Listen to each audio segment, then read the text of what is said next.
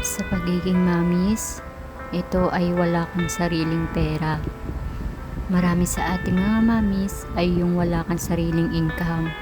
Yung tipong aabutan ka lang ng asawa mo, pagsasahod, para sa inyong pangangailangan. Minsan, hindi pa sapat para sa atin sa mga gastusin sa araw-araw. Kaya karamihan sa mga mamis ay may mga gusto silang bilihin, pero hindi nabibili para sa kanilang sarili. Mas inuuna nila ang pangangailangan ng pamilya, pangangailangan ng mga anak. Kaya dapat, mga kamamis, bilang isang ina or mamis, marunong dapat dumiskarte sa sarili nating pagsisikap at paghahanap buhay. Mahirap talaga ang nakadepende, lalo lang sa ating mga asawa.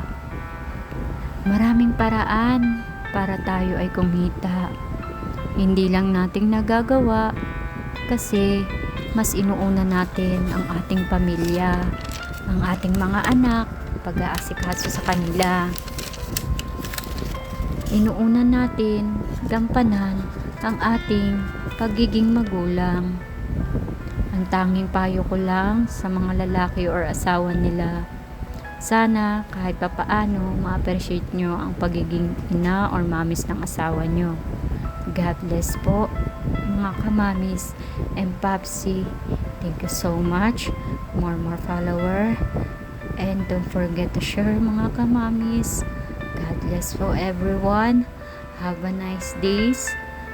And tanging payo ko lamang po, maging mapagmahal sa ating asawa, mga kapapsi, dahil mahirap po ang pagiging isang ina or at home housewife, mga kapapsi. Alagaan niyo po ang asawa niyo palagi. God bless po.